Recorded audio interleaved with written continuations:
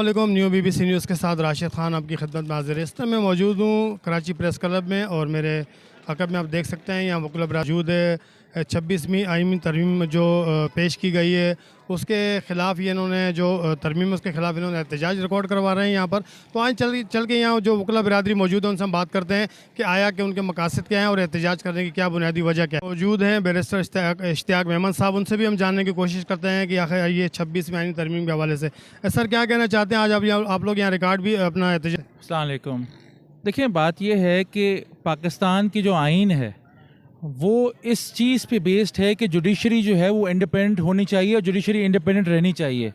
26वीं आईनी तरमीम से हमें वकीलों को आप तरमीम ले आएँ, ये पार्लियामेंट का हक़ है तरमीम करना, लेकिन हम लोग कह रहे हैं कि जुडिशरी को जो है वो आप ना छेड़ें। अगर आप छेड़ रहे हैं तो कम अज़ कम उसके पावर्स को गवर्नमेंट से अलग रखें। चीफ जस्टिस ऑफ पाकिस्तान को अगर गवर्नमेंट या पार्लियामेंट इलेक्ट करेगी तो चीफ जस्टिस ऑफ पाकिस्तान एक मुतनाज़ शख्स बन जाएगा, और अगर चीफ जस्टिस ऑफ पाकिस्तान मुतनाज़ शख्स होगा तो पूरी जुडिशरी मुतनाज़ बन जाएगी। हम सिर्फ ये कह रहे हैं पुरअमन तरीके से कि आप जो हैं वो ये कम अज़ कम इतना कर सकते हैं कि जी आप चीफ जस्टिस ऑफ पाकिस्तान को जुडिशरी खुद सिलेक्ट करे, उसको खुद जो है वो सीनियरिटी के प्रिंसिपल को फॉलो करे, जो सबसे सीनियर है उसको बनाते हुए जाएँ। हमारा जुडिशरी का प्रिंसिपल इसी पे ही है। अल जिहाद ट्रस्ट केस की जजमेंट से लेकर आज तक हम लोगों ने इसी चीज़ के लिए, कानून के लिए हमने हमेशा जद्दोजहद की है। 2007 की हमारी तहरीक थी, वो भी ये थी कि भाई जो सीनियर है, जो जज high supreme court of Pakistan में, उसी को ही चीफ जस्टिस ऑफ पाकिस्तान बनना चाहिए। ये हमारा एक आसान लफ्ज़ों में हमारा मौक़िफ़ ये है। अच्छा सर, अगर आज जैसे आपने एहतजाज किया, अगर आपके यहाँ सुनवाई नहीं होती, क्या आप इस एहतजाज को हाई लेवल तक लेके जाएंगे? देखें, हमारी जो बार एसोसिएशन है और बार काउंसिल्स हैं, ये वो लाहे अमल तय करेंगे कि जी हमें अब आगे क्या करना है। इस वक्त तो हमारा एक पीसफुल तरीके का एक एहतजाज है, पीसफुल मार्च है कि हम लोग जो हैं वो पीसफुल तरीके से अपने गवर्नमेंट को अपना एहतजाज रिकॉर्ड करवाएं कि जी हमारी कंसर्न्स ये हैं, अगर आप हमारे कंसर्न्स दूर कर सकते हैं तो बेशक हम लोग उसको वेलकम करेंगे। अगर हमारे साथ मौजूद हैं एडवोकेट शराज, उनसे भी हम बात करते हैं कि आया इस तरमीम के हवाले से उनका क्या कहना है। शराज साहब क्या कहेंगे आज इस जो आपने एहतजाज रिकॉर्ड करवाया? सर, मेरा ये कहना है कि सेपरेशन ऑफ पावर का उसूल हमारे basic principle of fundamental rights के साथ साथ कॉन्स्टिट्यूशन 73 में शामिल था, जिसके तहत मुकन्ना अदलिया और पार्लियामेंट तीनों एक दूसरे से आज़ाद थे। आपने जो तरमीम की है इसके बाद कैसे आप क्लेम करते हैं कि जुडिशरी आज़ाद रहेगी? मेरा पहला सवाल तमाम पार्लियामेंटेरियंस और जज साहब जो सुप्रीम कोर्ट के जज बने उनसे है। सर, सेपरेशन ऑफ पावर के उसूल को ही आपने वॉयलेट कर दिया, अब उसके बाद कौन सा आप वो करते हैं? आइन को ही आपने टोटल बदल दिया 73 के, उसके बाद आप कहते हैं कि हम क्या कहते हैं 73 का आइन को मानते हैं। सर, आपने आइन ही चेंज कर दिया। सर,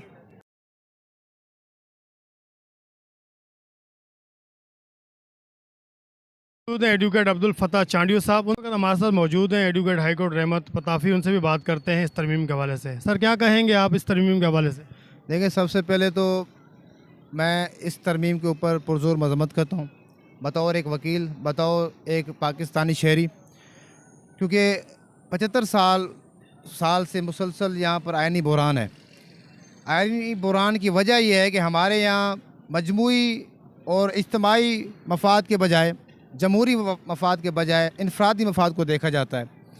नया इंसान आता है, वो चाहता है कि ये निज़ाम मेरे मुताबिक हो, मैं इसको सही करूँ, इसमें ये खामियाँ हैं, वो उसका बेड़ा गर्क करता है। 10 साल के बाद कोई और इंसान आता है और उसको बेहतर करने की कोशिश में मज़ीद नाकाम और ख़राब कर देता है, बिगाड़ पैदा कर देता है, जिसकी वजह से इस तरह की जो हरकतें हैं आइन को छेड़ने वाली।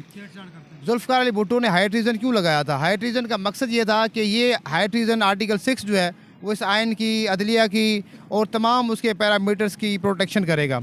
और आज जो है उस हाई ट्रीज़न को सबवर्ट करने के लिए, हाई ट्रीज़न को ओवर पास करने के लिए, कॉन्स्टिट्यूशन को सबवर्ट करने के लिए मुख्तलिफ़ तरह के इक़्तिदाम होते हैं। और बड़ी मायूसी की बात है कि हमारा काला कोड भी और हमारे जैसे जहन भी उस सबवर्जन में यूज़ होते हैं, इस्तेमाल होते हैं अपने मफादात की खातिर। तो देखें, इंसान ने चले जाना है और हर किसी ने ख़त्म हो जाना है, फ़ना हो जाना है। जो हमेशा तक रहेगा वो अवामी मफाद रहेगा, अवाम रहेगी। तो लिहाजा हमें वो कोई भी काम नहीं करना चाहिए जो जमहूर के ख़िलाफ़ हो, अवाम के ख़िलाफ़ हो, और अदलिया की आज़ादी के साथ खड़े रहना चाहिए। अगर हमारे साथ मौजूद है एडवोकेट हाई कोर्ट बनी, क्योंकि उनसे हम जानते हैं इस तरमीम के हवाले से। साहबा क्या कहेंगे आप इस तरमीम के हवाले से? मुझे लगता है कोई भी मुख्य बिरादरी का कोई भी नतीजा खुश नहीं नजर आ रहा है, तो आप कुछ यहाँ मौके पर क्या कहते हैं?